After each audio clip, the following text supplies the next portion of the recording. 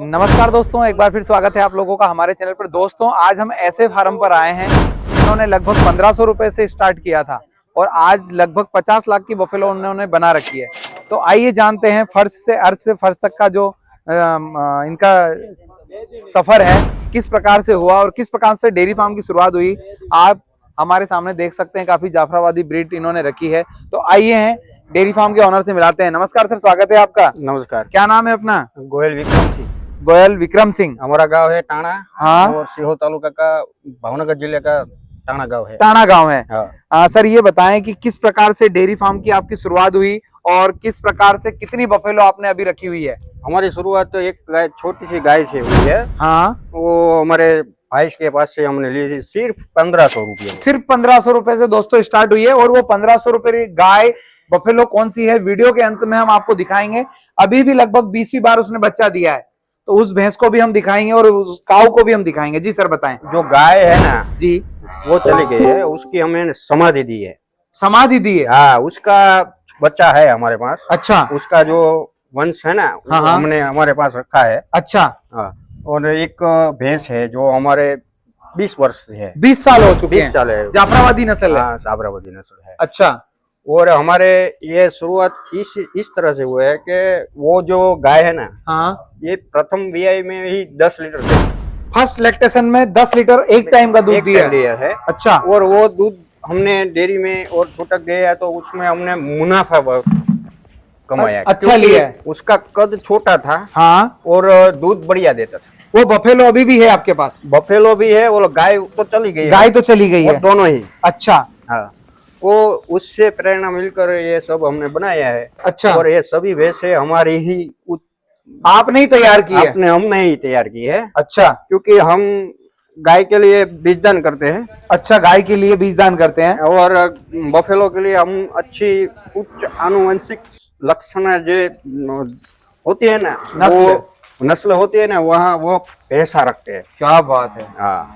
अच्छा। क्योंकि इस भैंसे का माँ बाप का जो मिल्किंग प्रोडक्ट है उसको हम संभाल के रखना चाहते हैं। हाँ। सर जैसे आपने बताया कि 20 साल पहले शुरुआत हुई थी एक बफेलो और एक गाय से, और आज अगर बात की जाए 20 साल बाद तो कितने एनिमल है छोटे बड़े सभी मिलाकर?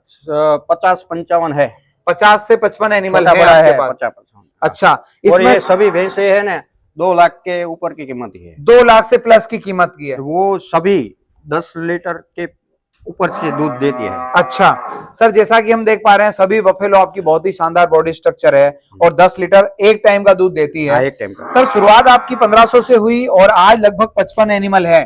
तो बात की जाए दूध का प्रोडक्शन उस समय से आज तक लगभग 10 लीटर से जो सफर स्टार्ट हुआ, आज कितना दूध है एक दिन का सभी पशुओं का?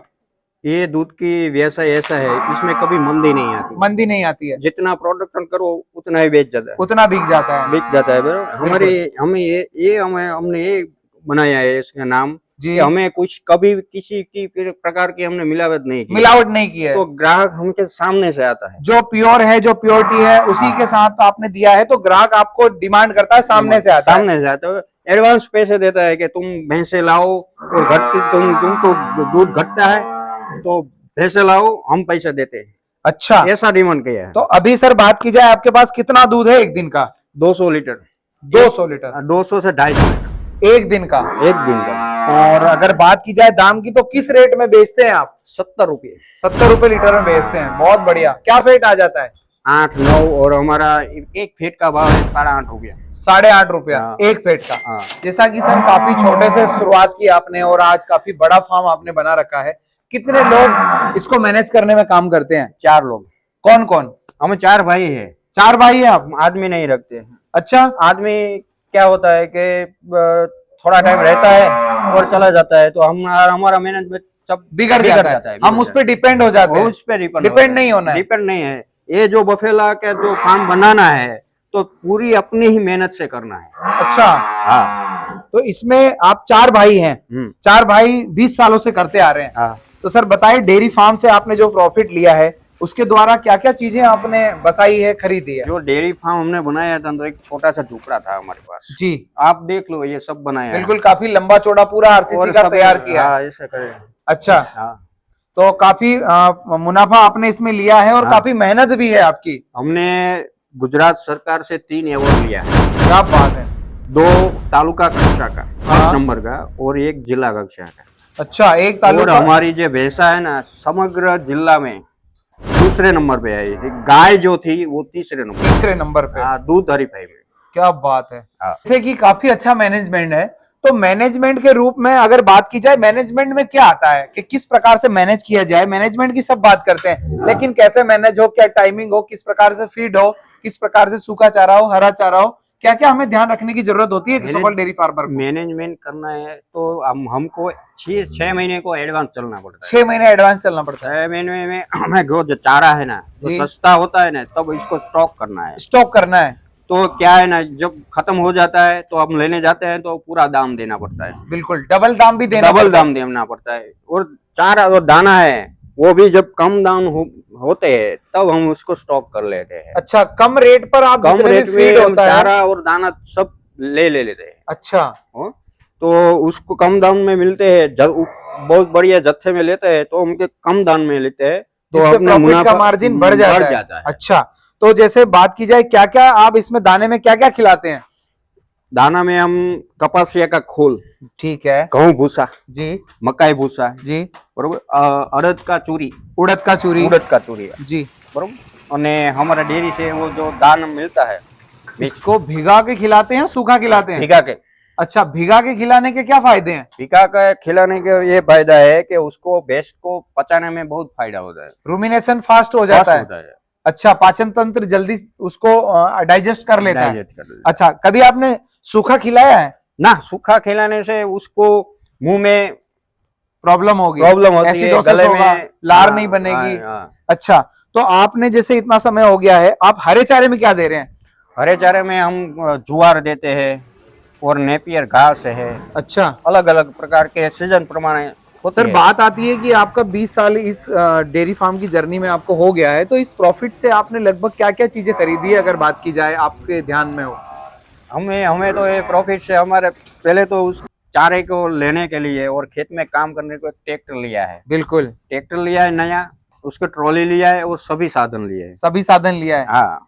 क्या डेयरी फार्म में लोग बोलते हैं कि हम जमीनें भी खरीद लेते हैं, आपने खरीदी है। हाँ, 10 बीघा जमीन ली है हमें। 10 बीघा ली है। हाँ। अच्छा, लोग तो बेच देते हैं। बेचने से तो कुछ नहीं है, डेयरी करते हैं तो जमीन बेच देते हैं, बर्बाद हो जाते हैं। तो उसका मैनेजमेंट नहीं होता है ना, इसलिए। कैसे नहीं होता है।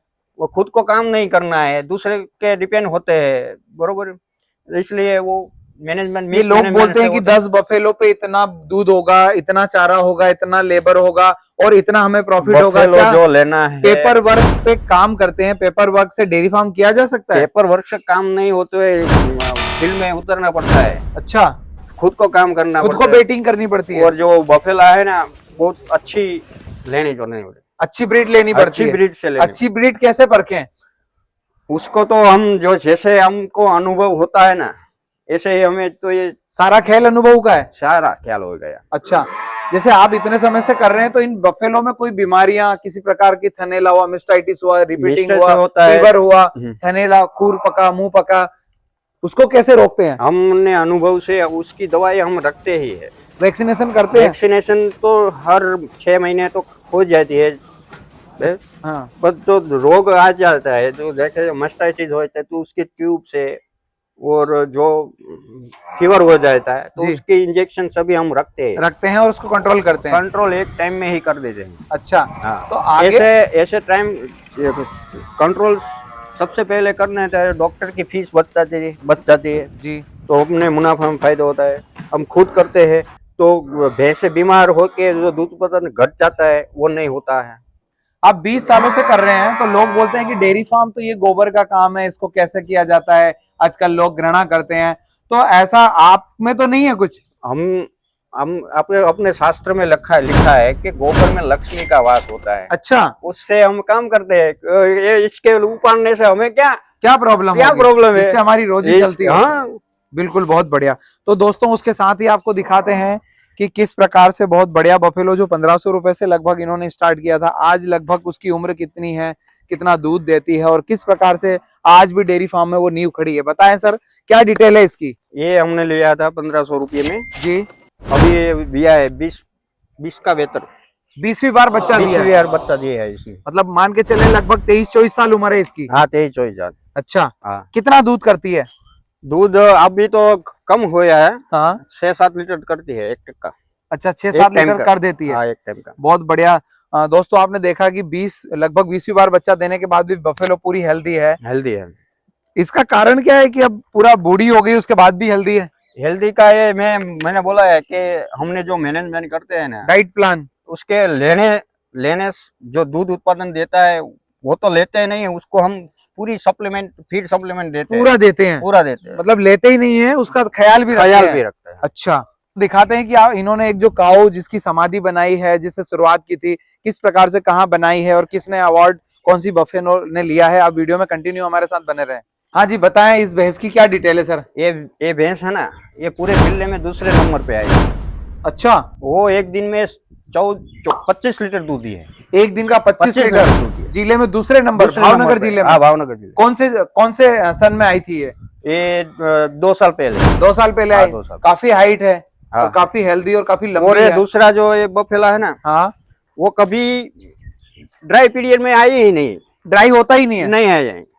लोगों की तो धारणा है कि ड्राई रखना चाहिए, पर हमें इसका ये है कि कभी ड्राई होती ही नहीं। अच्छा, जो हो हम ड्राई रख रहे हैं तो फिर बच्चा उसको दूध आप अपने ही आप चल गिरने लगता है। तो फिर बच्चा देती है उस समय भी ड्राई नहीं करते? वो जब ये बच्चा देने के लिए 2 महीने पहले, हाँ, उसको जो चाहिए फिर सप्लीमेंट हम वो आप देते हैं। अच्छा, कितना प्रोडक्शन करती है ये एक टाइम का?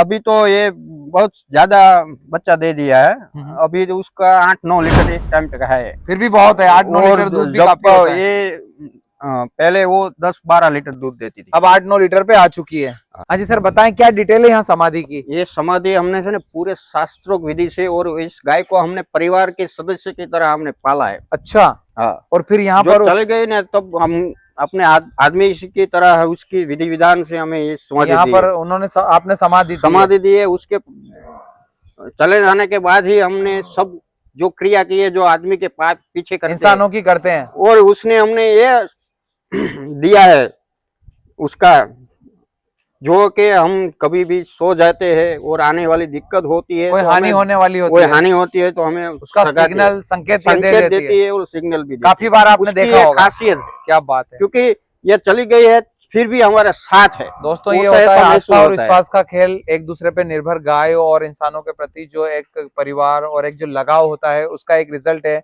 कि आने वाली किसी भी हानि या लाभ का संकेत जो गौ माता है वो इन्हें कर देती है, और ये काफी बार इनके साथ ऐसा हुआ है। सर आपने समय निकाला, हमारे दर्शकों को इतनी अच्छी जानकारी दी, उसके लिए बहुत बहुत धन्यवाद आपका। धन्यवाद।